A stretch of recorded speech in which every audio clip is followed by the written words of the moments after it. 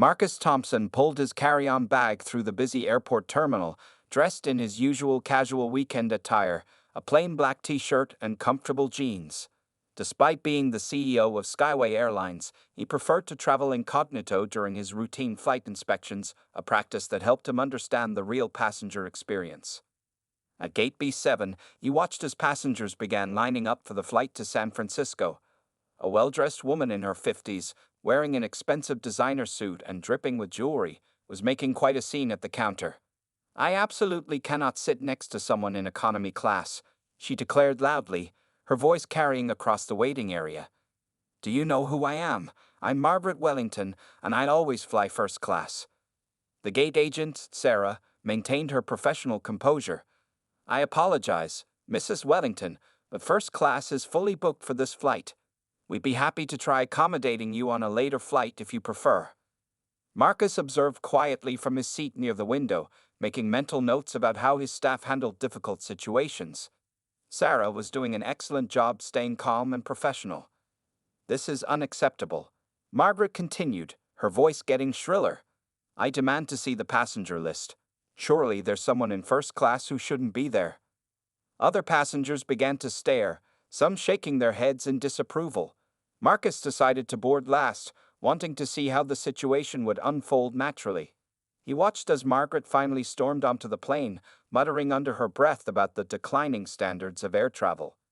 When Marcus finally boarded, he nodded politely to the flight attendants who recognized him but played along with his usual request to treat him like any other passenger.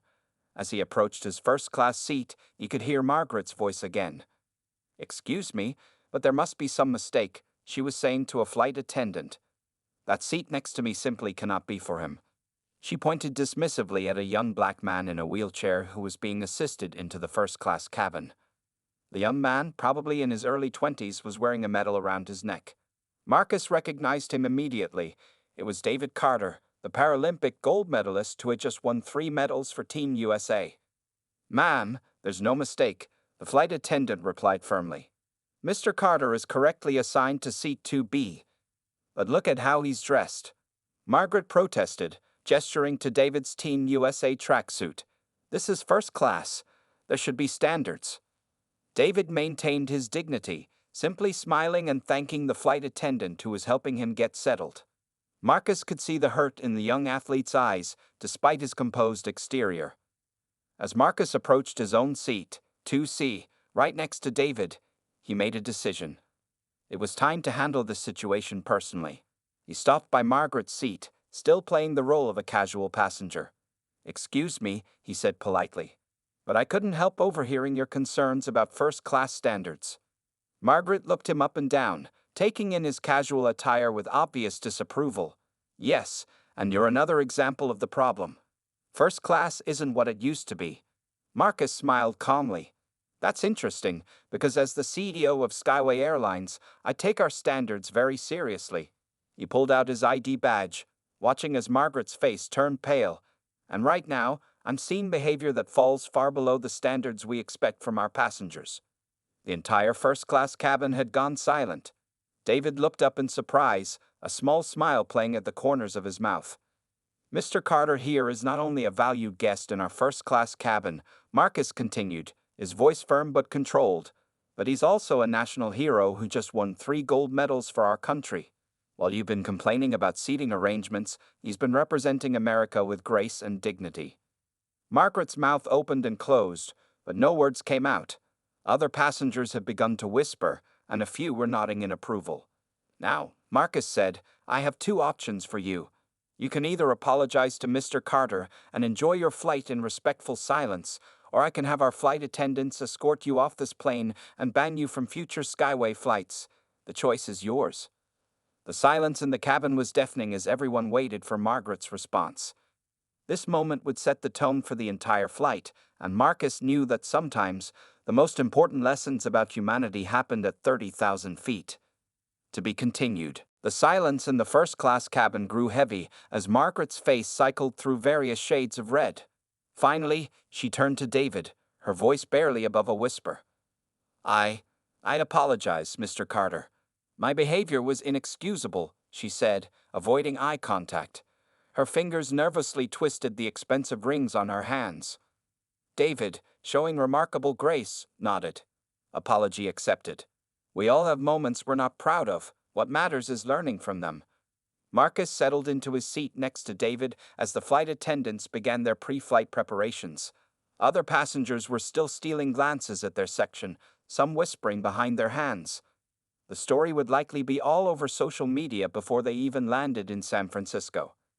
As the plane took off, Margaret remained unusually quiet, staring out her window. The flight attendant, Lisa, came by with drinks, and Marcus noticed how she gave David an extra warm smile while being professionally courteous to Margaret. "Mr. Carter," Marcus said once they were at cruising altitude, "I watched your performances last week. That final race was incredible." David's face lit up. "Thank you. Though honestly, I was just happy to be there. 4 years ago, I never thought I'd compete again after the accident." Margaret, despite trying to appear uninterested, couldn't help but turn slightly toward their conversation. "Would you mind sharing your story?" Marcus asked, though he already knew it. He wanted Margaret to hear it too. David nodded. "I was a college track star, heading to the Olympic trials. Then one night, while driving home from practice, a drunk driver hit my car. When I woke up in the hospital, they told me I'd never walk again." Margaret had stopped pretending not to listen. Her hands were now folded in her lap, her head turned slightly toward them. But instead of giving up, David continued, "I found Paralympic sports. It gave me a new purpose. Now I'm not just running for myself, I'm showing others that disabilities don't define us." "That's remarkable," Margaret said softly, surprising everyone. "How do you stay so positive?" David turned to her with a genuine smile. "My grandmother always said that hate and bitterness are the heaviest bags you can carry. I choose to travel light." The tension in the cabin began to dissolve as David shared more stories about his journey.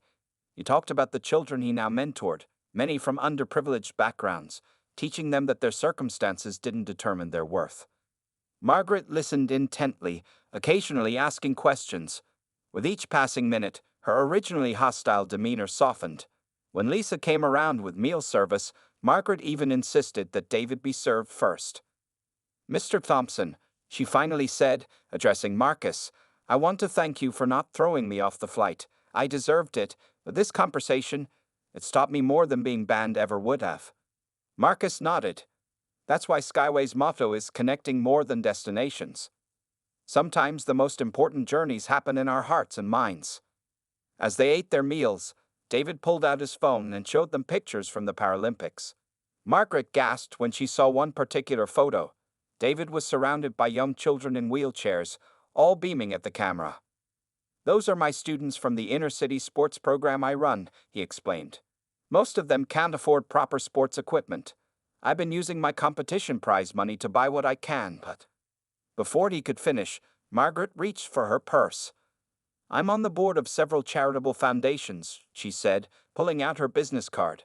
"I think we need to talk about setting up a proper funding program for those kids." Marcus watched the exchange with satisfaction. This was why he believed in these undercover flights.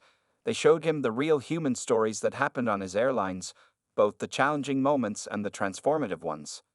As the plane continued its journey westward, the three unlikely seatmates continued talking. Other passengers who had witnessed the earlier confrontation now saw something else. Three people from different walks of life, finding common ground at 35,000 feet. The afternoon sun streamed through the windows, casting a warm glow over the cabin, and Marcus couldn't help but think that sometimes the most beautiful transformations happened in the most unexpected places. To be continued. As their flight reached its midpoint, turbulence began to shake the aircraft. The captain's voice came over the intercom, instructing all passengers to fasten their seatbelts. Margaret, who had been in the middle of writing down contact information for her foundation, gripped her armrests tightly. "I absolutely hate turbulence," she admitted, her knuckles turning white. The plane shook again, more violently this time. David noticed her distress and, despite their rocky start, offered a reassuring smile. "I used to be terrified of flying too, especially after my accident. Would you like to know how I handle it now?" Margaret nodded eagerly, trying to distract herself from the bumpy ride. "I close my eyes and imagine I'm in my racing chair, hitting those little bumps on the track. Makes it feel more like an adventure than a threat, David explained. Want to try it with me? To everyone's surprise, Margaret closed her eyes and followed David's instructions. Marcus watched as her grip on the armrests gradually relaxed. The next bout of turbulence came, but this time, Margaret remained calmer. You're right, she said, opening her eyes. That actually helps, though I must admit, I've never been in a racing chair. Well, that could change, David said thoughtfully. We host community awareness days at our sports center. People from all walks of life come to try adaptive sports. It helps build understanding. Margaret's eyes widened. Are you inviting me? Everyone deserves a chance to see the world from a different perspective, David replied. Even those who might have judged us at first. Marcus, who had been quietly observing, noticed something remarkable. The woman who had caused such a scene at the gate was now leaning forward, genuinely interested in learning about adaptive sports and disability awareness. Just then, Lisa, the flight attendant, approached with a concerned look. Mr. Thompson, we have a situation in economy class. A passenger is having a medical emergency, and we just learned the only doctor on board doesn't speak English. The patient only speaks English. Without hesitation, Margaret stood up. I'm a certified medical translator. I speak 7 languages. Please, let me help. Marcus and David exchanged surprised looks as Margaret hurried to economy class with Lisa. Through the curtain, they could hear her fluently translating between the Spanish-speaking doctor and the English-speaking patient. People are full of surprises, David remarked. Sometimes they just need the right moment to show their better selves. 20 minutes later, Margaret returned to her seat. The passenger is stable, she reported. It was just a severe panic attack. The doctor was able to help once we could communicate properly. That was impressive, Marcus said sincerely. You never mentioned you were a medical translator. Margaret looked down at her hands. I haven't actually practiced in years. I got caught up in the social circle, the status, the first-class-only mindset. Sometimes I forget who I used to be, someone who wanted to help others. The plane hit another patch of turbulence, but this time, Margaret barely seemed to notice. She was too busy pulling out her phone, showing David and Marcus photos of her early days working in hospitals, bridging language gaps between doctors and patients. You know, she said thoughtfully, our foundation doesn't just have to focus on sports equipment. We could create a program combining adaptive sports with medical support and translation services. David's face lit up. That would be incredible. Many families in our program struggle with medical appointments because of language barriers. Marcus watched as the two began enthusiastically planning, scribbling ideas on airline napkins. The woman who had demanded to see the passenger list to remove people she deemed unworthy was now working to make services more inclusive for everyone.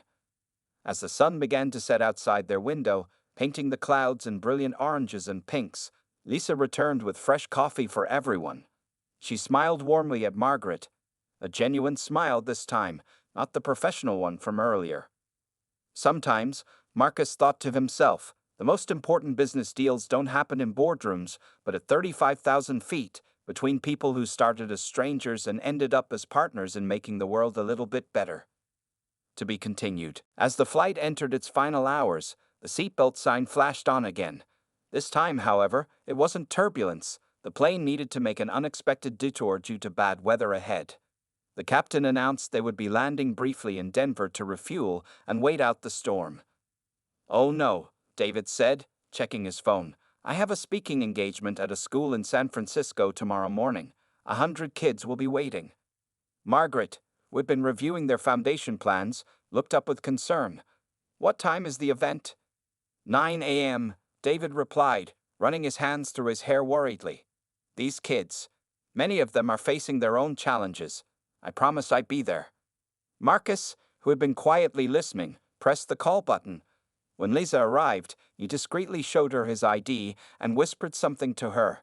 She nodded and hurried to the cockpit. I may be able to help with this situation, he said. But first, Margaret, I'm curious. You mentioned having contacts in Denver. Margaret straightened up. Yes, actually. My daughter runs a private charter service there. She paused, then added with a smile, and for once, I'm not saying that to brag. I'm saying it because maybe we can help." Before anyone could respond, Lisa returned with news. "Ladies and gentlemen, our Denver stopover will be approximately 3 hours. The airline will be providing hotel vouchers for all passengers." Several groans could be heard from the cabin, but Margaret was already on her phone. After a quick conversation, she turned to David with a triumphant smile. "My daughter Emily can have a small charter plane ready in 2 hours. We can get you to San Francisco in time for your speech." David's eyes widened.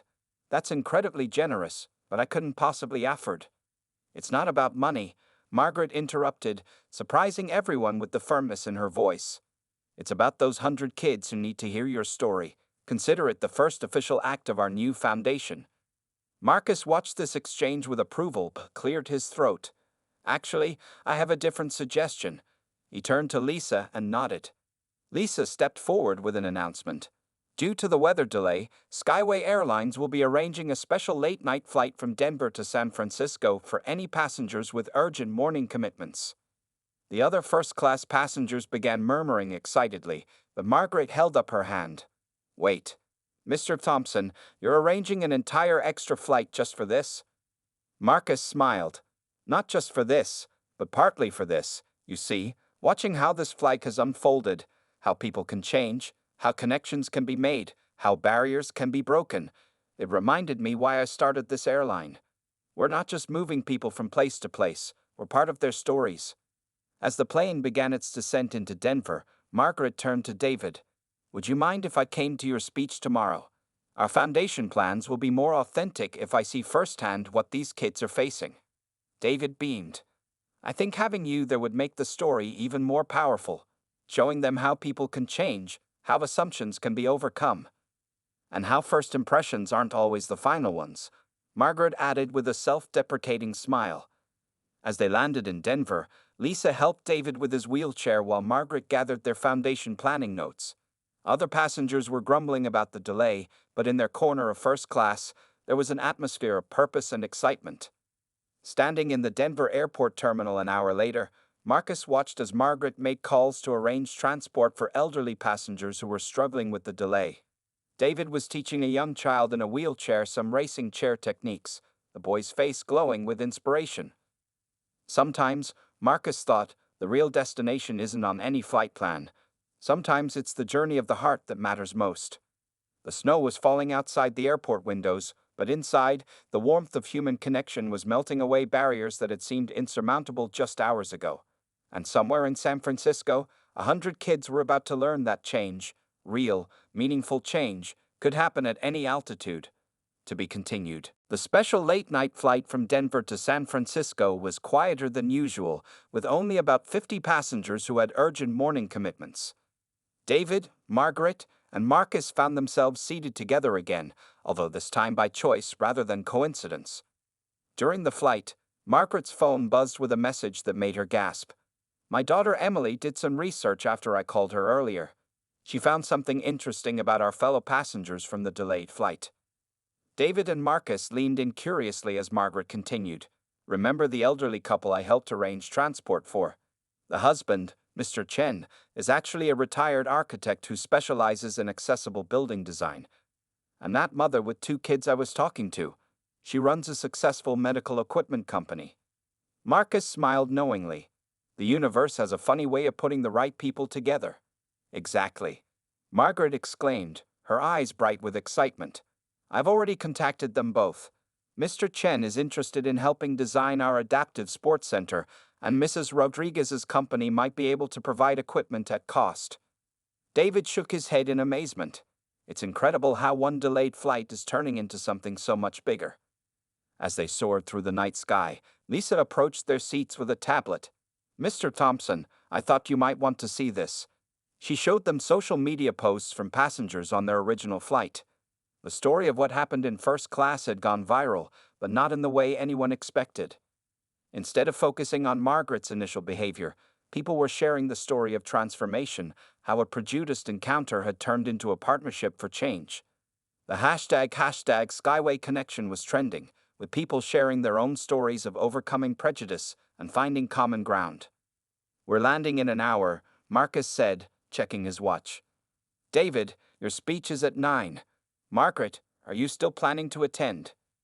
Actually, Margaret replied, pulling out her laptop, I've been working on something during this flight. David, would you mind if I shared a few words at your speech too? I think the students should hear both sides of this story. David's face lit up. That would be perfect. What better way to show them that change is possible?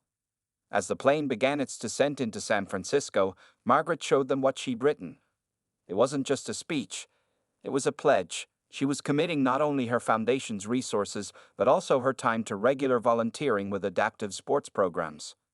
I'd spent years trying to keep myself separate from people I thought were different from me, she admitted. But sitting here, I realized those barriers were all in my mind. The landing gear descended with a gentle thud, and the lights of San Francisco sparkled below them.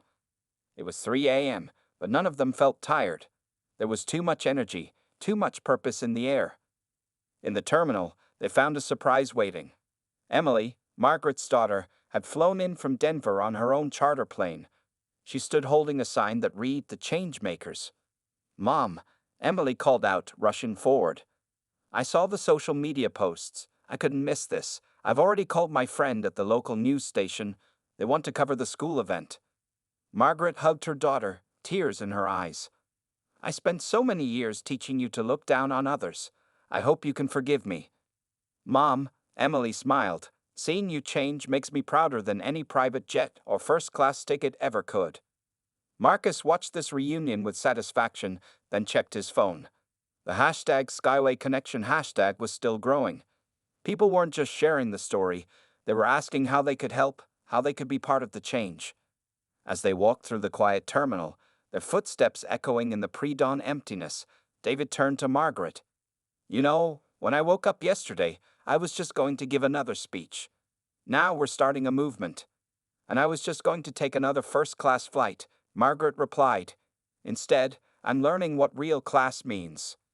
The sun was just beginning to peek over the horizon as they left the airport, painting the sky in shades of hope.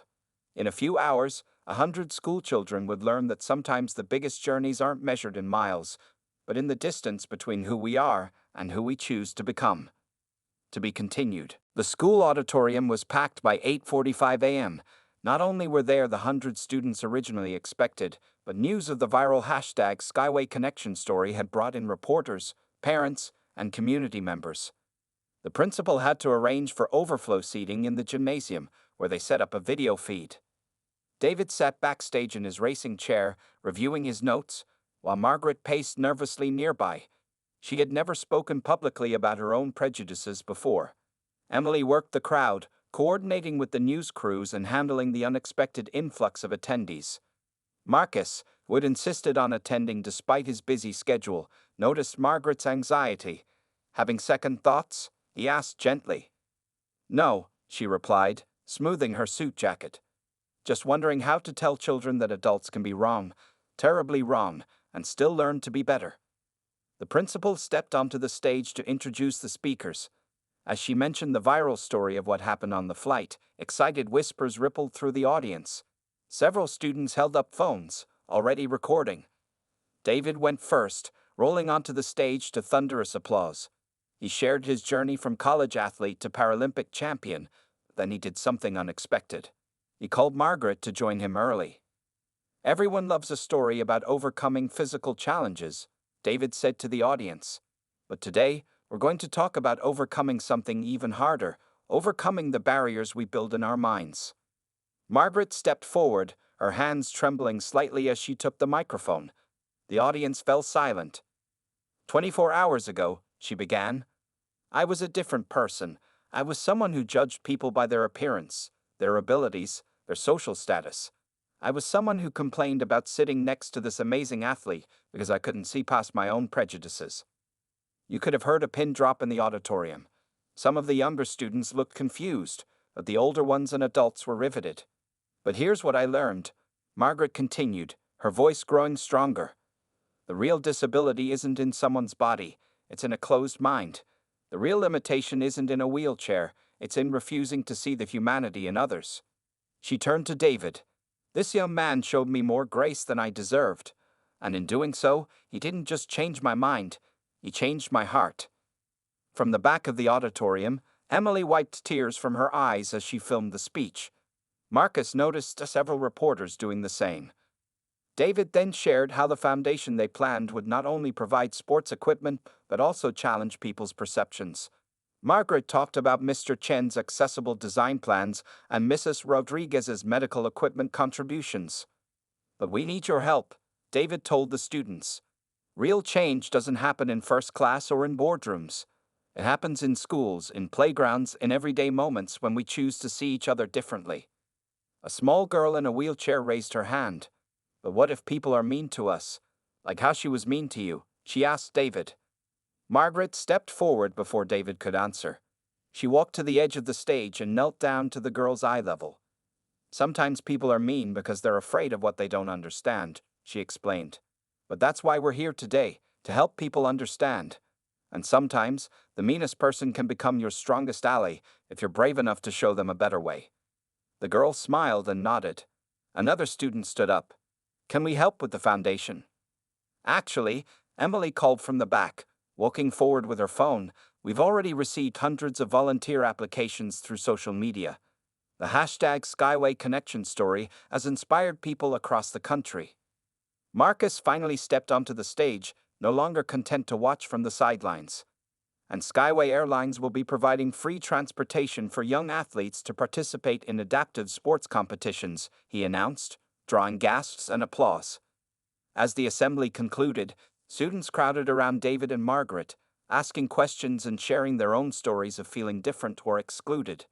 The barriers between speaker and audience, between adult and child, between able-bodied and disabled, seemed to dissolve. Outside the auditorium windows, the San Francisco fog was lifting, revealing a clear, bright day.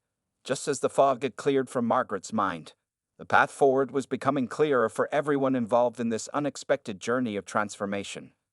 To be continued. 6 months after the flight that changed everything, the first Skyway Connection Center for Adaptive Sports was preparing for its grand opening. The transformed warehouse space in San Francisco stood as a testament to how far they'd come. Mr. Chen's accessible design had turned the building into a state-of-the-art facility. The entrance featured a gently sloping ramp adorned with inspirational quotes from their viral story. Mrs. Rodriguez's medical equipment company had provided cutting-edge adaptive sports gear, and the training areas were filled with natural light from the skylights above. Margaret stood in the center of the main hall, directing volunteers who were setting up for tomorrow's opening ceremony. She was dressed casually now, her designer suits reserved for foundation fundraising meetings. Her phone buzzed constantly with updates from Emily, who was managing their now nationwide network of programs. "Can you believe it's only been 6 months?" David asked, rolling up beside her. He had just finished training a group of new instructors, all certified to teach adaptive sports. "Sometimes it feels like yesterday," Margaret replied, watching a group of teenagers, some in wheelchairs, some not, practicing basketball together. "Other times, that woman on the plane feels like a stranger I used to know." The sound of cameras clicking interrupted their conversation. A documentary crew had been following their story for the past few months, capturing the transformation from viral moment to national movement. Hashtag Skyway Connection had evolved from a hashtag into a recognized symbol of change, with similar centers opening in other cities. Marcus walked in, having just flown in from New York. Skyway Airlines had created a new program called Connection Class. Instead of first class, business class, or economy, passengers could choose to fly in cabins specifically designed to facilitate meaningful connections between diverse groups of travelers. "The New York Center opens next month," he announced, joining them. "And guess who's going to be our first guest speaker?" "Who?" David and Margaret asked simultaneously. "Remember that little girl from the school assembly? The one who asked about dealing with mean people? She's now a junior Paralympic athlete, and she wants to share her story." Margaret's eyes welled up with tears. "Full circle," she whispered. Just then, Lisa, the flight attendant from that fateful flight, walked in. She had taken a position as the airline's director of passenger connection programs, working to train staff in creating inclusive environments.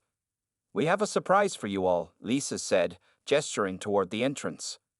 Through the doors came a steady stream of people, the elderly couple from the delayed Denver flight, now regular volunteers. The mother and her kids who had witnessed the first-class confrontation, now running their local chapter, and dozens of passengers from that original flight, each now part of the growing movement.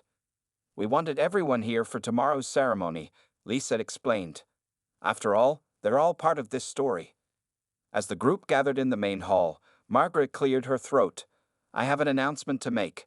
Everyone turned to listen. "Starting next month, we're launching a new program called First Steps. It's for people like who I used to be, people who want to change but don't know how. We'll pair them with mentors who can help them overcome their prejudices and become allies instead of adversaries." David grinned.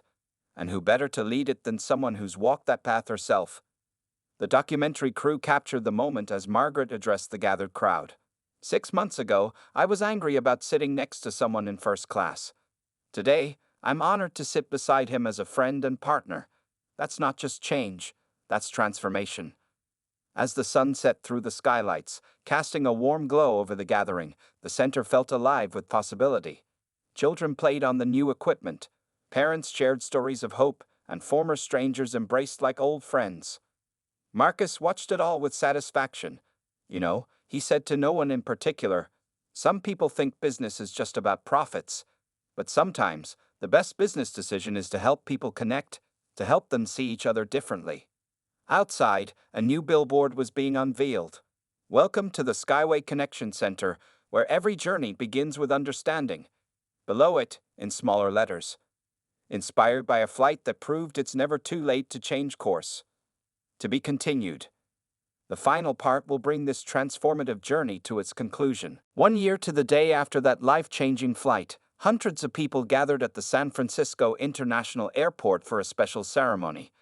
The airport's largest terminal had been renamed the Connection Terminal, and a unique art installation was about to be unveiled. Margaret, David, and Marcus stood together near the covered wall, surrounded by cameras and eager observers.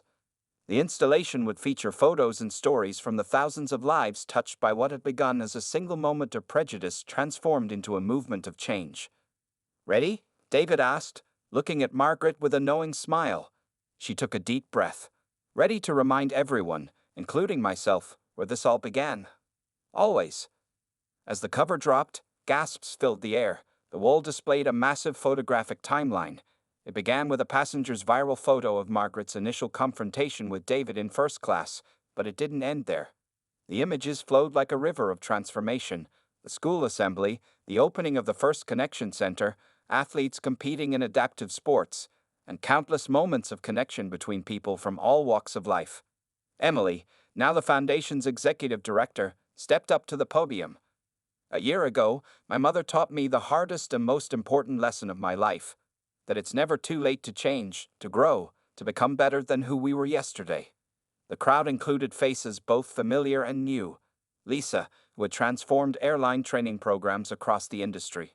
Mr. Chen, who had designed 30 more connection centers nationwide. Mrs. Rodriguez, whose medical equipment company now had a dedicated division for adaptive sports. And hundreds of program participants whose lives had been touched by the movement. Marcus took the microphone next. "Today, Skyway Airlines isn't just announcing a renamed terminal.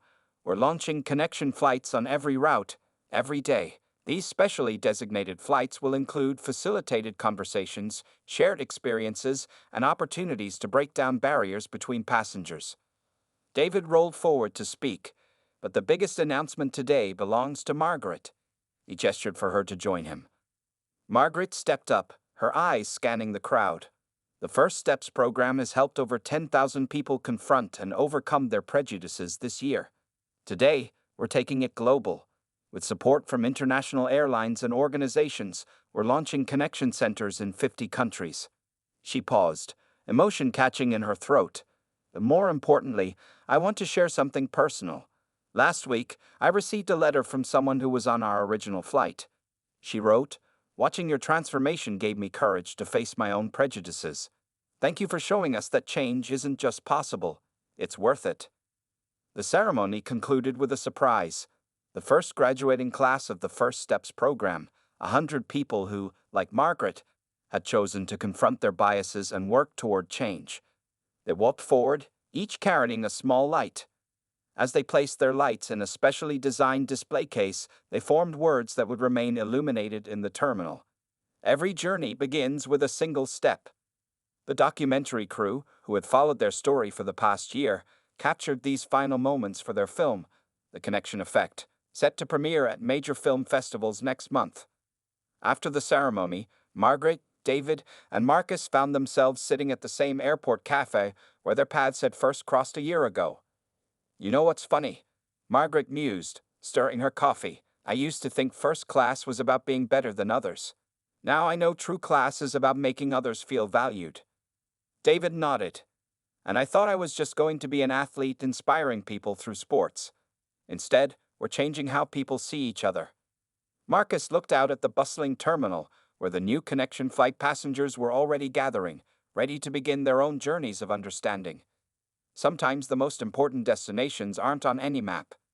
As they sat there, a young girl in a wheelchair approached their table with her mother.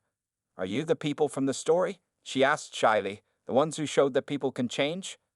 Margaret smiled, tears in her eyes. "Yes, sweetheart. Would you like to hear about how one flight changed everything?" As they began sharing their story once again, the airport announcement system chimed. "Now boarding connection flight 2311 to New York. Remember, every passenger has a story. Every conversation can bridge a divide. Every journey can transform a life." The sun streamed through the terminal windows, casting long shadows that seemed to connect everyone in the space, regardless of who they were or where they came from. In that moment, it was clear that while their story had reached its conclusion, thousands of new stories were just beginning to take flight.